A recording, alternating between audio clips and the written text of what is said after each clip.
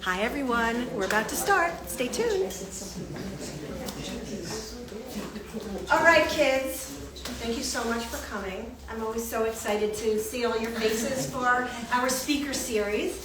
And, for those of you who may not know me, I'm Denise Weniker, and I'm principal of DW Design and Decor, and we are an interior design and build firm. And what that means is we are the first point of contact normally with people who are buying houses, doing additions, new builds, refreshes, anything like that. And depending on the scope of work, we put the teams together with architects, contractors, the trades. And then we design it, we do all the specifications and choosing of the tile and the flooring and the window treatments and the furniture, and we coordinate everything start to finish. So we are truly like a one-stop shop. I've been in design for over almost 40 years, if I can believe that, in interior design for over 20. So we really bring just a wealth of knowledge with us. So if we ever can be of help to you or people that you know, please just send them our way. We're very friendly and we're happy to talk to anybody. So on that note, we are going to be talking about wine today. And Christy Counts is a tennis friend, and she was so graciously said that she would come and speak to us about her new vineyard, the delicious wines that you've been tasting. Neverstill is her private label. And we're just excited to be hearing your story. So thank you. Take it away. Thank you.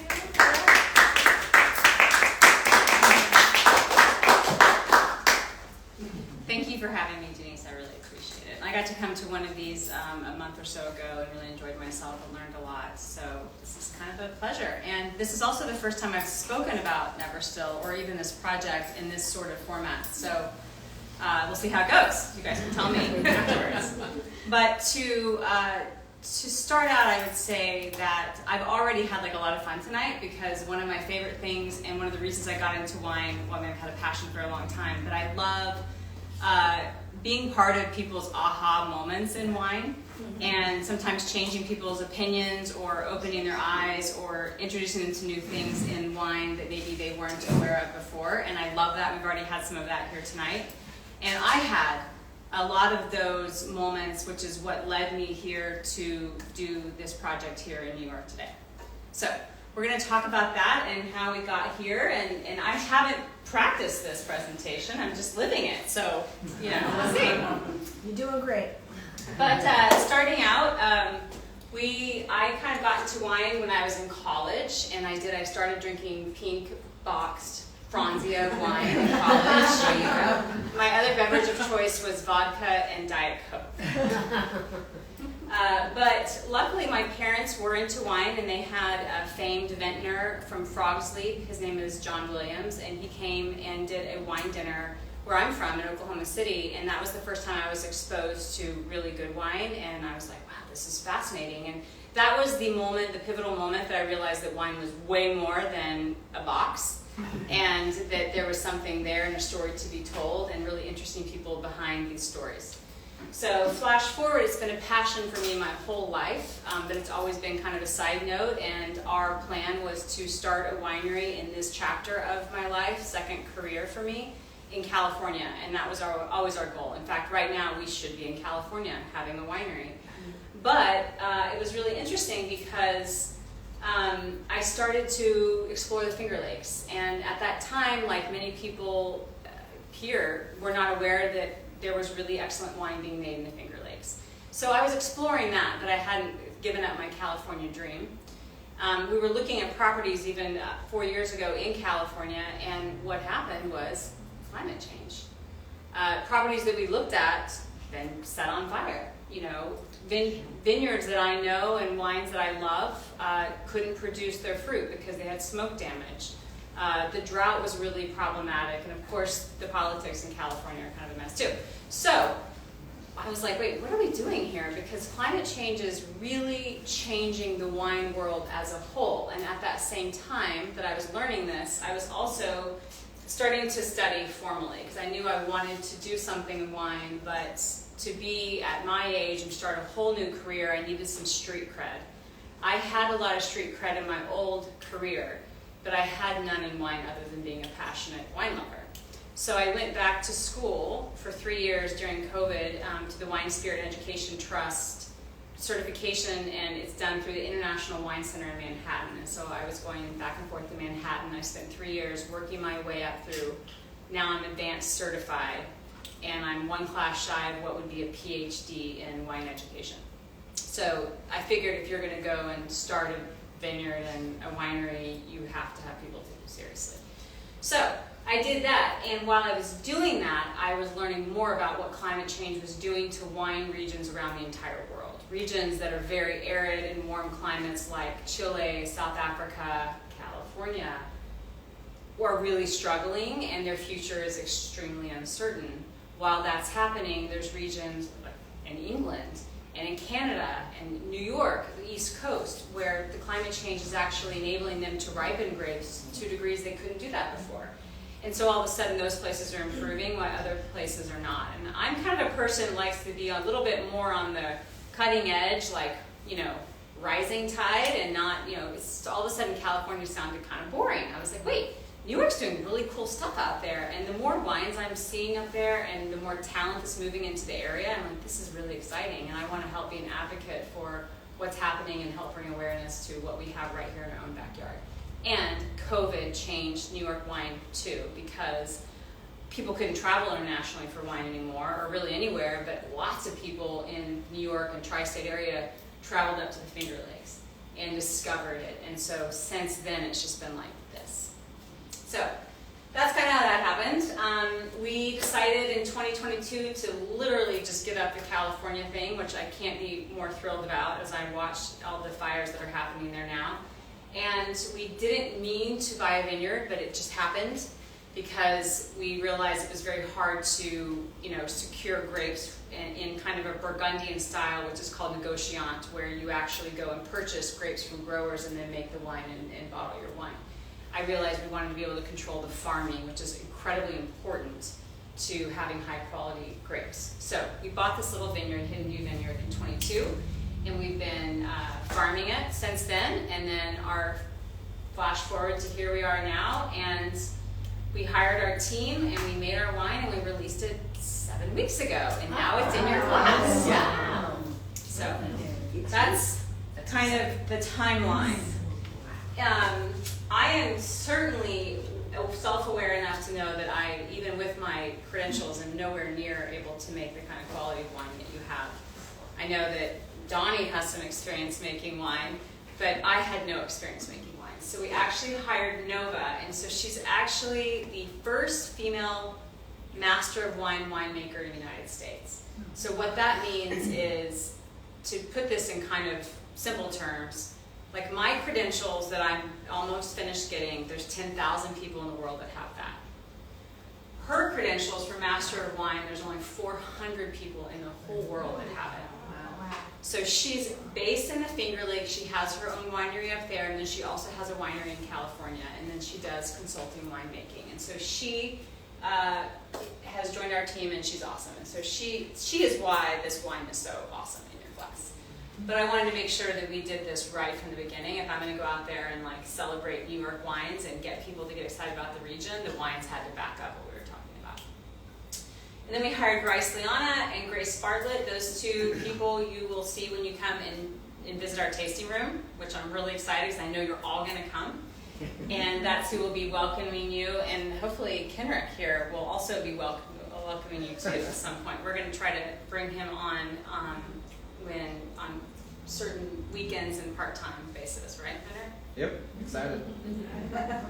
So, our wine brand, the wine industry is changing dramatically, and I don't know if you've read much about it, but the beverage industry is changing. And sorry, I'm off the, you want me to step in? No, you're perfect. Oh, okay. Just want to make sure it didn't go off. Oh, the beverage industry is changing also as we speak, where you see the hard seltzers and the cocktail culture and all these different things that are kind of happening, and the wine industry is suffering. Typically, it's the large production wines that are suffering the most, and wines under $20 a bottle are having the toughest time. But it's really important that we as a community of winemakers stay with the modern times, and the wine industry has been very slow to do that. in terms of speaking to younger generations. So what they're saying is that wine drinkers are aging out, right? And that the younger generations are drinking hard seltzers and cocktails and less wine. And a lot of that is because we haven't done a good job at being inclusive to younger generations' values. So I've hired a lot of young people to work in the winery, so I don't, have too much to say about it. But these are the things that are important to us. We are very, very passionate about the New York community. Our Hudson tasting room that's opening in about 3 weeks in Hudson, New York, and also our Finger Lakes community. We're very passionate about inclusivity. We want wine to be attainable by everyone. We want it not to be only for the older generations. And sustainability is also really important to us. Historically, commercial wine practices have not taken very good care of a lot of their farmland. And so having sustainable vineyard practices is really important to us. So this year we did achieve our New York Sustainable Vineyard certification, which was kind of a big deal. So those are our values as a company. Up in the Finger Lakes, which is about 4.5 hours from here, is where our vineyard is. We're located halfway down Seneca Lake in the middle, in a town called Penyan, on the most beautiful little piece of 9 acres of vineyard you've ever seen, and it has these epic views every morning of Seneca Lake. And it's really quiet and peaceful up there, and I just absolutely love it. The reason why wine grows so well in the Finger Lakes, and the reason why we're able to have such high quality wine, wines doesn't grow there, the grapes. But the reason why we're able to have such high quality wine is because, like, Seneca Lake is an exceptionally deep lake. And so what the lake effect is a phenomenon that happens where it moderates the temperature. So when our winters are very, very cold, and it could be really damaging to our vineyards, the moderation of the lake effect comes up, and it keeps it from getting too cold to hurt the vineyards. Same thing when it gets really hot. You get the breezes off of the lake, and the lake is very slow to change temperature, so it moderates the heat and it moderates the cool. You have this effect in a lot of major important wine regions in the world when you have vineyards near water or oceans or lakes, and it makes regions that normally could not really grow high quality grapes capable of growing exceptional grapes. So that is why we're on the lake. We had 7 acres, but we just planted 2 acres of Chardonnay. I know we have some Chardonnay lovers in here, right? Yes. So Chardonnay is another. Historically in the Finger Lakes, Riesling has been a huge grape because it's very cold hardy. Cabernet Franc is a red variety that's similar to Cabernet Sauvignon, but it's also cold hardy, and that's why it's a popular grape up there. And then Chardonnay actually is getting really popular up there as well, and the Chardonnays that are coming out of the Finger Lakes are stunning. So we're really excited about that. So we planted some, and we're going to have some Chardonnay soon. So that's coming up. I think I mentioned the sustainable wine growing certification. This is really important. This just shows, it's more about action for us. We're taking very good care of our vineyard to make sure that we're good stewards of the land, and that it continues to produce and be healthy moving forward. So that was kind of a big deal for a brand new vineyard and winery. So I know I'm cruising through this because, it's a presentation, but so far, do you have any questions along what we talked about and how we got started? Yeah. What did you do before? What was your previous career? Animal welfare. Oh, wow. Very big pivot. So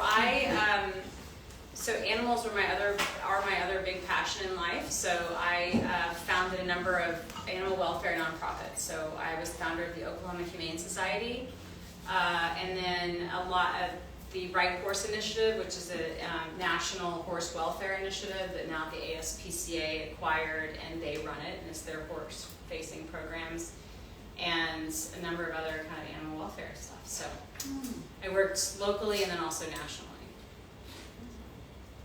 So you've talked a lot about temperature, climate around the lake. What about the soil? The soil. So the soil up there is excellent. We have like it's Ovid silt is up there, and one thing that's interesting about the Finger Lakes area is there's tons and tons of microclimates. So like our particular soil is not super fertile, which is actually really good. So the higher quality grapes come from vines that have to work, that they are looking for, food or water and nutrition, so they dig down deep. Their roots go deep, and so the less fertile and the more arid and dry and stony materials you have, the better quality grapes you usually can grow. In the Finger Lakes, it rains a lot, and so that usually makes for very, very, fertile soils. And so it's been a really rainy season. And so it'll be interesting to see kind of what happens. So far, everything we have is looking fantastic, but that's not really related to the soil, but the soil that's kind of what it is where we are. But there is a variety of soils all throughout the lake. It ranges from like clay to loam to silt to And stones. I'm going to assume that might determine what kind of grapes you can grow? Not really. You can grow, the grapes you can grow have less to do with the soil and more to do with the climate. Okay. And the growing environment. So not just the climate, but also the growing environment of that year. And so it's temperatures, it's sunshine, days of sunshine, it's the way, believe it or not, the way that the vineyard is situated on the property. Southeast facing vineyards get the longest sun each day, and the longer ripening period you can have, the better for the grapes. So there's so many factors that go into a great vineyard site, and soil is one of them, but certainly not the most important. Not the most important. Another really important one is slope, Okay. because you don't want water. You see, like, who's been to Napa? You guys been to Napa? Yeah. When in the valley, all the vineyards are flat, right? Mm-hmm. And those are very fertile vineyards because it collects water and it just sits. When you are on a mountain or on a slope, the water all runs down, which is actually really good. You want like good drainage, and you're going to have higher quality grapes. So like in Napa, some of your better vineyards are all on the slopes and not right there on the, same thing in Burgundy. In Burgundy, all of your Grand Cru and your Premier Cru wines and vineyards are all coming from the slopes and not the flat land at the bottom. Those are all village wines. So slope, growing environment, the weather patterns, the soil, and then the farming techniques too. So all those things will have a major hand in what the final result is if you're great quality. Quick question, great quality. So I've never been able to drink a Riesling, and I love this. It's your grapes. So a lot of people, Riesling is, and I'm glad you brought it up because it's my favorite thing to talk about. I too, when I was starting my wine journey, or not starting it, or well into the wine journey, was not a Riesling fan. But I started getting more and more curious about it because I realized that when you go to like some of the very best tasting menus in the world, they've got Riesling pairings, and a lot of the sommeliers love Riesling. It's kind of considered the Pinot Noir of the white grape because Rieslings have a wide variety of expression and ability to express themselves. And there's so many things you can do with the Riesling. It can be very sweet, it can be bone dry. And Rieslings can be exceptionally age-worthy. And they're the ultimate food pairing wine. And the reason for that is because they have very high acid. And the reason why a lot of people think Rieslings are sweet is because a lot of Riesling, ways Rieslings are made is with a lot of residual sugar to balance out that high acid. So traditionally, wine drinkers really like sweeter wines. But the consumer palate's changing. And consumer palate, people are liking sweet wines less and less. People are liking dry wines. But it's really hard to make a really dry Riesling without some residual sugar because the acid is so high. So that Riesling in your hand does have residual sugar. It's still considered a dry wine. So like in our studies, if it's under 10 grams per liter of residual sugar, it is still classified as a dry wine. Most of the Rieslings you've had were probably demi-sec, which is a little bit more residual sugar. Or they were just not very good Rieslings. Because really high quality Rieslings that were made, even with demi-sec, it's like when they're really well balanced with the acid and the sugar is very, very hard to perceive. A very well balanced wine. So, but cheap German wine gave Riesling a really bad name. Yes. And Finger Lakes college wineries where all these people from, I went to school in Cornell and the Finger Lake Riesling suck. And you're like, well, that's because you were there and you were 18 and you were going to like $2 tastings and they were serving you cheap, sweet Riesling, and then that kind of ruined you for it and you have this perception. But a lot of times when you actually blind taste wines and just go by what you like, you'll be really surprised at what you like. So that's why I wanted some of you to just try these wines side by side and see, because everyone immediately is like, I want the drier wine. And I'm like, let's just see. So the Chenin Blanc is bone dry, 0.0 grams per liter residual sugar. So it's really a style choice. And in the Riesling, how you make it, there's 100 decisions you can make in a winery that will affect the outcome of the wine in the winemaking process. That's just in the winery, not even in the growing part. So it's not really the way that I would say the purity of that Riesling is, and the awesome array of flavors have a lot to do with the grapes that went into the wine. But the style, the dry style, and your ability to really like that wine, it's in your style that you enjoy, has a lot to do with the winemaking process of it. Thank you. Okay, anything else before we go on? That leads us right to how it's made, right? Now, this is a super simple version. I mean, the winemaking, a lot of times people think, oh, you just throw some grapes in there, you ferment it, and out comes wine. Like, no. There is, I think 100 was probably an understatement of the choices you can make to affect the outcome of the wine. But in very simple terms, obviously, we grow, we harvest, we press our grapes, and then we let them settle. We remove the settlement, or the wine from the sediment, the dead yeast cells that fall to the bottom. And then they go up to fermentation in the big tanks. In our case, they're not going into barrel, but in many white wine cases, they do go into barrel. And that is the very simple version of winemaking. In fact, I've never seen anything so simple. I wish that is what we did to our wine. Why don't they go to barrels? Just curious. So, Chenin Blanc, well, it's a style preference, total style preference. Our Chardonnay will go into barrel. It's a white wine, it will go into barrel, but it will go into neutral barrels. So what we don't want is like a big, oaky, buttery Chardonnay. That's not what we want. We want a very kind of Burgundian, smooth,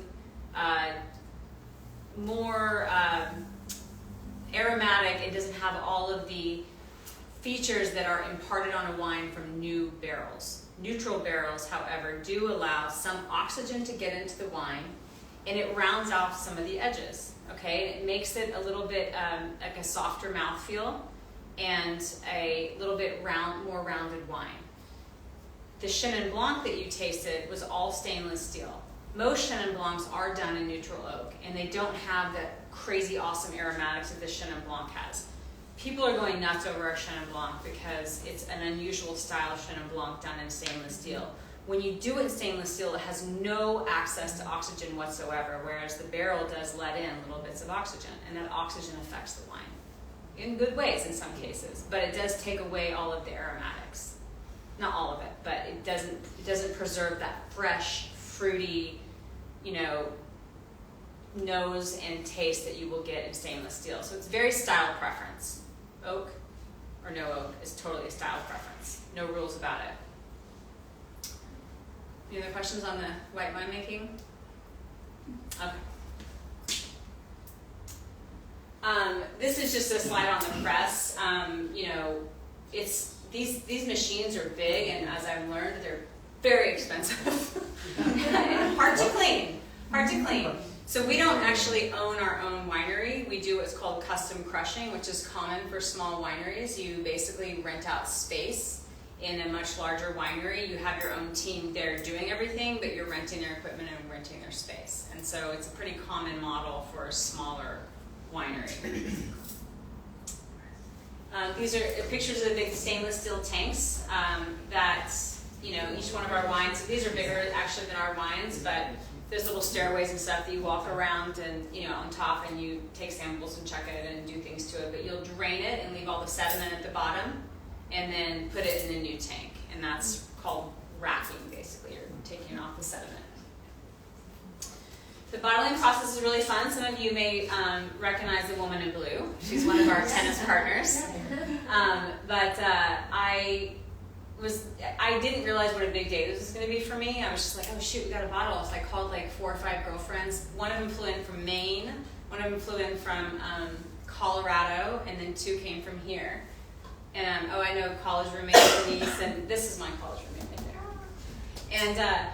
And they all came in, and it was amazing. The thing about a winery is people are willing to work for free. Who knew? I mean, that was the one similarity with animal welfare, is that when I worked in animal welfare and the sheltering, I mean, all my friends worked for free because they were like, this is so cool, we want to help animals. But I had no idea that people would work for free in the wine business. So they came up and they bottled, those little medallion stickers right here, these, there is no machine for this. This is all hand stickered. So we did 8,700 bottles went through our hands. Wow. Yeah.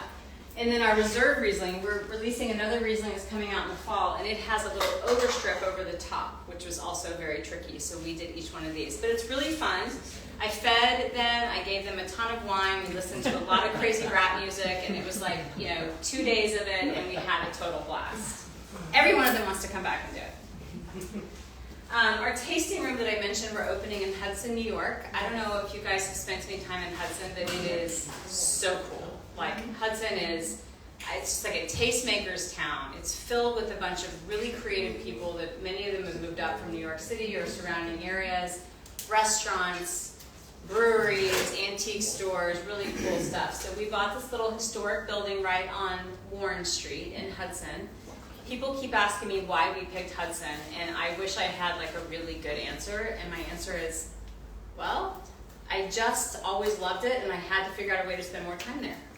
So It's a great location. I mean, it's really nice because when you think about it, it's like situated like 2 to 3 hours from New York City, and the same thing from upstate. So it's a great location, and it's a pretty cool town. very cool town. It's got the train goes straight from Penn Station to New York City in 2 hours. So it's a big touristy weekend town, which is important for the tasting room. Have you guys, do you guys have heard of ABC Carpet in New York City? Their brick house is My client. Oh yeah? Okay. So the woman who was the executive vice president of design for ABC Carpet for 22 years during COVID quit and moved to Hudson. And she's designing Amy Elias. Her handle's the Lavender Ghost. And so she's doing all the interior design. And in Hudson, we've chosen everything local, all of our branding, all of our food, our charcuterie, everything we're doing is just local because that's really our brand. We really want to celebrate like New York local community. So that has been a total nightmare construction project, but it's almost over. And I think we'll be moved in. We're starting to move in this weekend, so we're really excited about that. The tasting room is going to feature, I just went forward accidentally, but the tasting room is going to be 1,500 square feet, really outfitted, almost like you're in someone's living room, because the wine industry is no longer do people want to walk up to a tasting bar and like sit behind a bar and get a little tasting and walk out. Now the wine industry is moving towards more experiential, situations. People spend longer time when they go tasting. They want to be comfortable, they want to have great music, they want to bring their dogs, they want to have great food, and so this is like that. This is like being in someone's home. We've got a huge outdoor deck, and we're trying to make it really a destination place. But since our construction project was so delayed, as many of you have probably experienced yourself, we decided to do pop-ups all summer. Kenrick came and kindly helped me this past weekend on one, but they're super fun. This was an unexpected surprise because we had all wines being released in late June. We didn't know where to sell them. And so we signed up for a bunch of farmers markets, and they have been amazing. And being able to be out in the community and meeting people that are local. We've done the Kinderhook Farmers Market up in Hudson. We've done the Copake Hillsdale Farmers Market. We did the North Salem Farmers Market last week. It is so fun.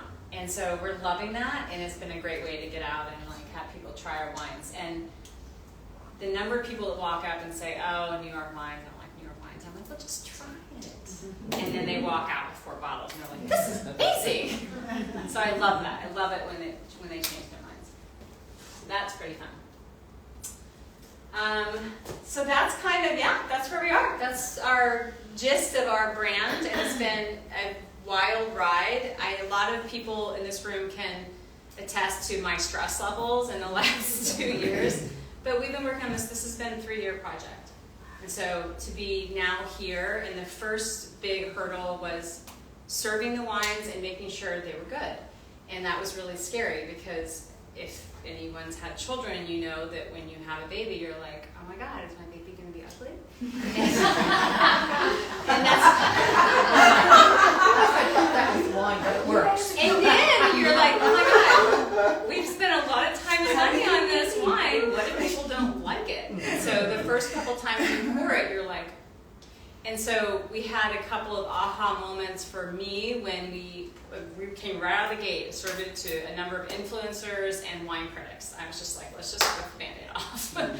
And they love the wine. And I've served it to a number of, master wines, master somms, and wine critics that just were over the moon about it. So then I started with my tennis teams. I'm like, the tennis teams don't like it, we're really in trouble, and they loved it. So Because they'll drink anything.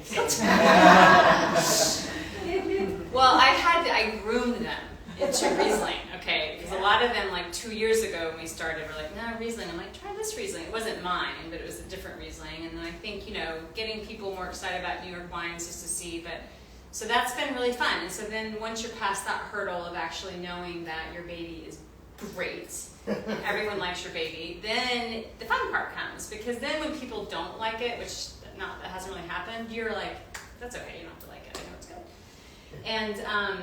And then the selling part is just like my favorite part to do, and getting out and talking to people and hearing their stories. And it's a lot more fun for me than animal welfare, because this is a happy job, and people are all really excited to come in, and people are always fired up to learn about what's in their glass and to learn about the process of getting that into the glass and hearing the story. And so it's been a really fun thing. So how do we get it? Have to go to Go to Hudson. the website. We have to go to Hudson. Yes, road trip to Hudson. Road trip to Hudson. So yes, so we would love for you to come to see us in Hudson in a couple weeks. We also do sell our wines on our website, and that is primarily what we're doing is through the website and through Hudson or farmers markets. We'll be at the North Salem Farmers Market September 10th too, by the way.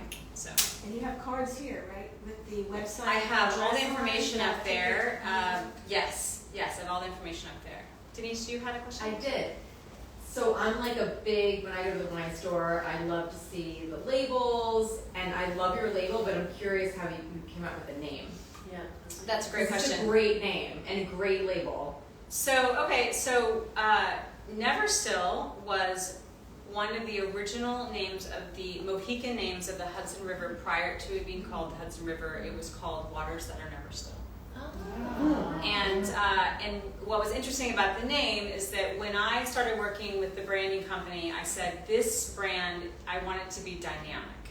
I want it to be in motion. I want everything that we do in our interior, in our design, our look and feel, I want there to be motion and dynamic. And so, because water is so important to us, the Hudson River is very important to us, Seneca Lake is very important to us.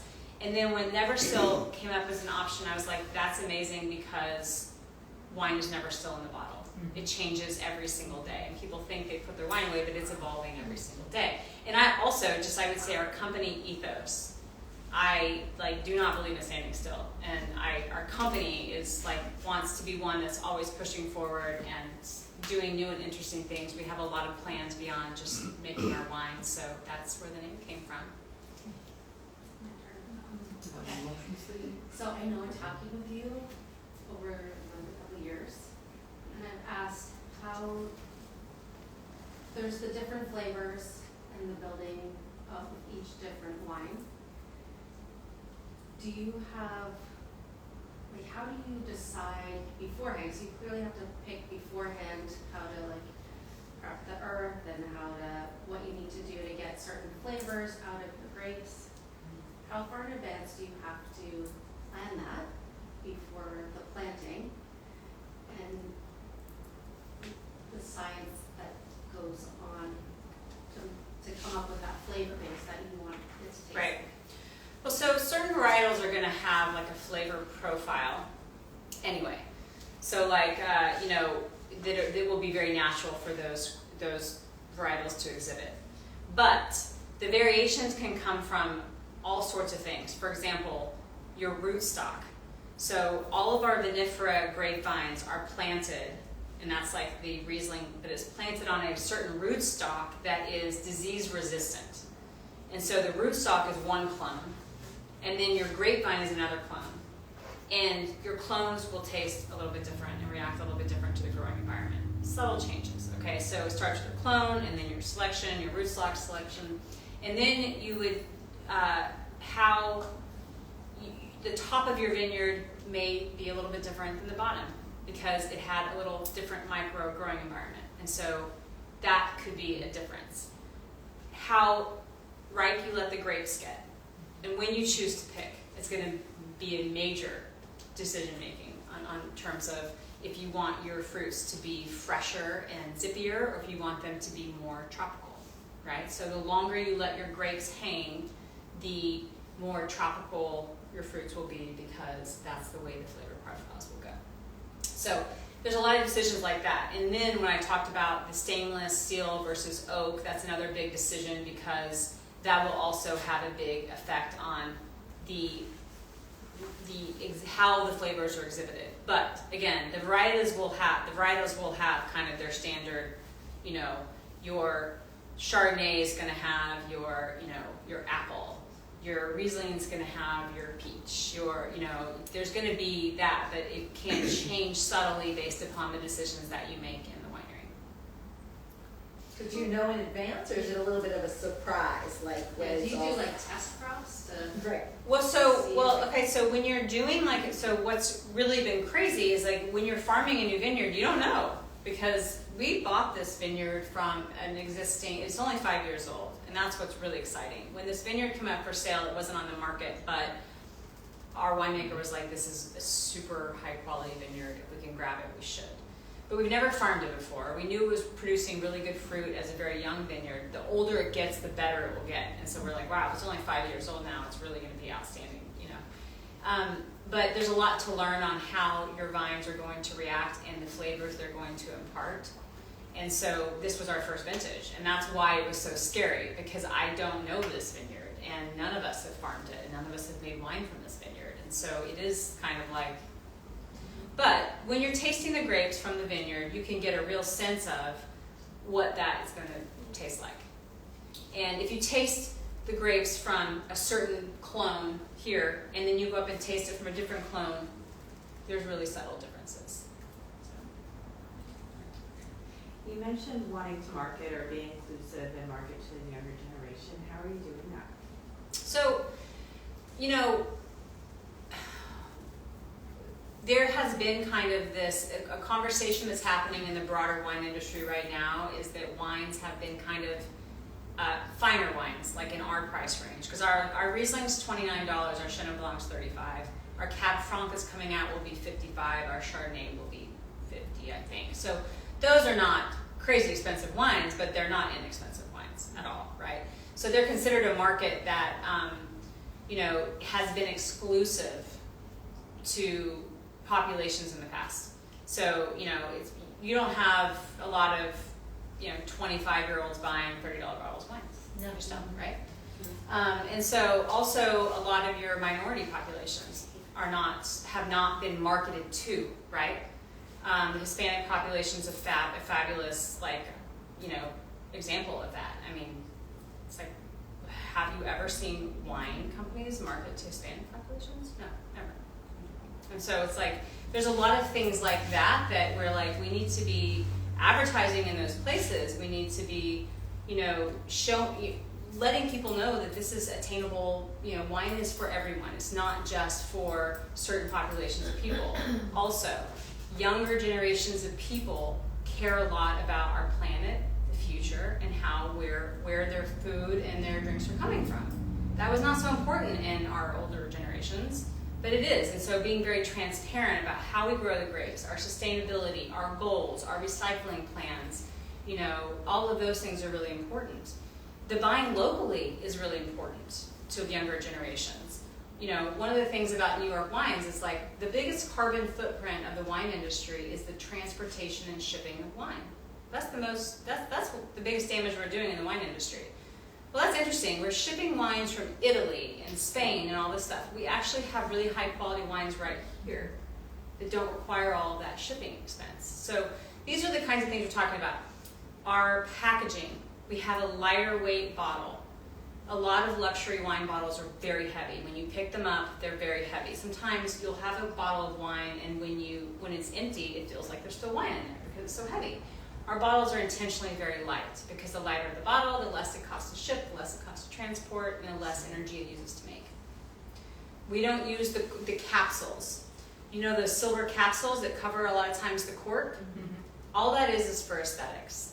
It doesn't do anything positive for the wine. So all it is create more recycle, or if it's even recycled, create more material to be thrown away for no reason. So we're intentionally not using those. So those are the kinds of things, and then we're talking about it because we want that younger generation to understand that we care about these things too. And those are the products they buy. And so that is how the general wine industry is, I would say more progressive wineries are trying to talk to those generations. It's a good question. I just have a comment. You are so enthusiastic and knowledgeable. I always drink wine to have fun, although I do have an appreciation for good wine. I think you're going to be incredibly successful. You got to keep somebody like you and other people like you to spread that message. Thank you. Well, I really, like, everyone we have on our team is like fun and cares about what they're doing and people oriented, and that's important. And I appreciate you saying that. It means a lot. So, and I am very passionate about this. My God, this has been a journey, and I've learned a lot. And you can see that, yeah. So you think that wine drinking is cultural? And I ask this because I get an appreciation for wine from my grandfather, who was born in Italy. He loved wine. And when I would go over there, I would walk into their house and he'd look at me and go, I have a nicer wine for you. And you were 12. And that's where I learned to appreciate wine. So when you say that wines haven't been targeted to certain demographics, is that partly because culturally they don't drink wine, or what might be the reason for that?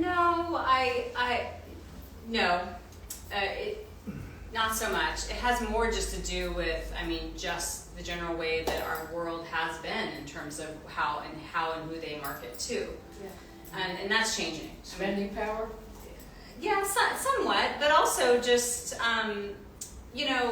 the wine industry hasn't even really thought through these things, right? They are very behind many other industries when it comes to staying alive, and the wine industry has struggled a lot on that. It's been interesting for me to watch these big, giant wineries kind of watching their sales go down the tube, or watching what's happening in California, and their heads in the sand. They, some of them are starting to buy vineyards in other places, but some of them are like, nope, it's fine here, and you're like, well. But what's going on in France? So many, with the hot weather in so many of the regions of France, the wineries are getting destroyed like crazy. It's true, but going back to what you said about your grandfather, that's why I got so passionate about wine in the beginning, is like the quality that wine has to bring people together all across the world, from all generations, from all communities, from all cultures, and have people sit down and enjoy and appreciate a glass of wine. I think that's awesome. I can't think of anything else that does that. It was going back for thousands of years. Yeah. Two quick questions. What made you choose corks versus screw tops? That's one, because I'm an aversion to corks. I'm like, it's too much work. Secondly, price points. Why would the Chardonnay, how do you price a wine? This is 30 and this is 50. The Riesling's 30, the Chardonnay's 50. What are factors? So the cork is the most sustainable closure. The screw top is not. The cork. So we have started a recycling program called Recork, and we'll be the first people in all of Hudson Valley doing it, where everyone can bring all their wine corks to our box.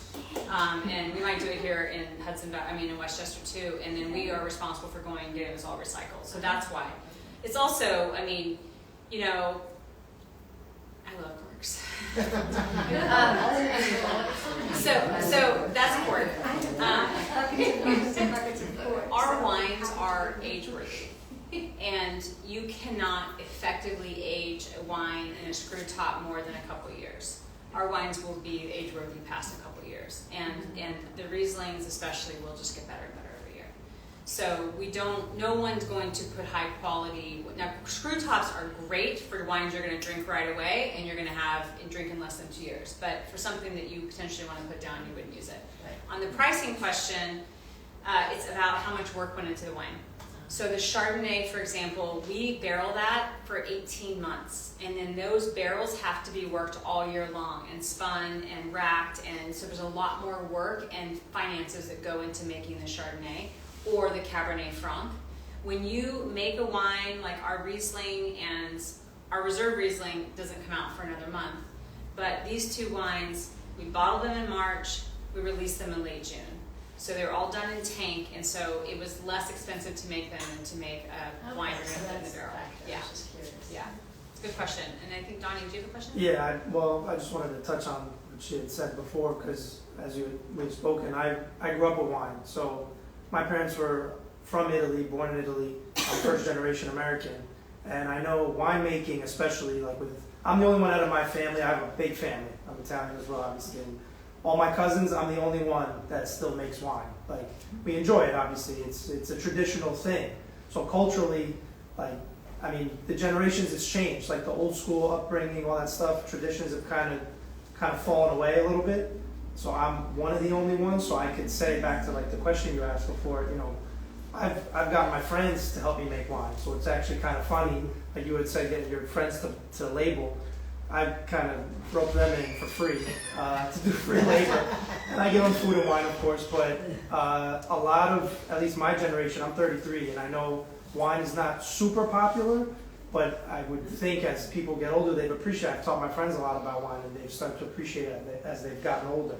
So definitely, in your 20s, yeah, you're looking to party and all those things, so you go for the seltzers and stuff now. But I think it's a mixture of things. Culturally, age, all that stuff definitely makes a difference with the wine, because I don't think they understand fully what wine's about and what really goes into it. It is a labor of love, for sure. I enjoy it, and for me, as I was taught, making wine, it brings you together. There's nothing like having a glass of wine at a table and having dinner together, and that, of course, is traditional as well. There's also nothing like a good wine pairing. You never really appreciate a wine until someone pairs a wine to it. It's amazing. It's truly amazing. Yeah. Tomato sauce and wine. Oh, yeah. Red wine with pasta, nothing better. Where in Italy are you from? My father's from Naples, and my mother from Calabria. Yeah. Yeah, so I'm Southern. Any other questions? All right. This was Well, great.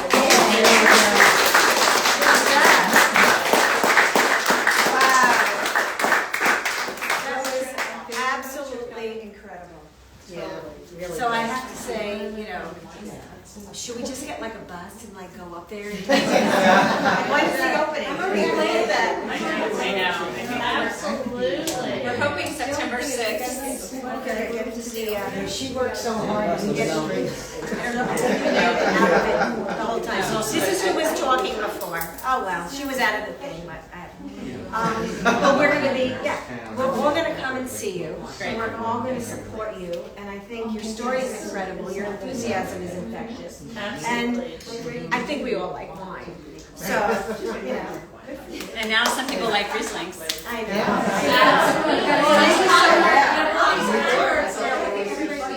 looking for the people like Rieslings now. Yeah. So good, so good. So thank you so Only the much. Neverstill, though. We have so much more food here, and we have to thank Holly. Oh my Yes, wonderful project manager. I mean, this is a labor of love. I always say, if it gets too much labor,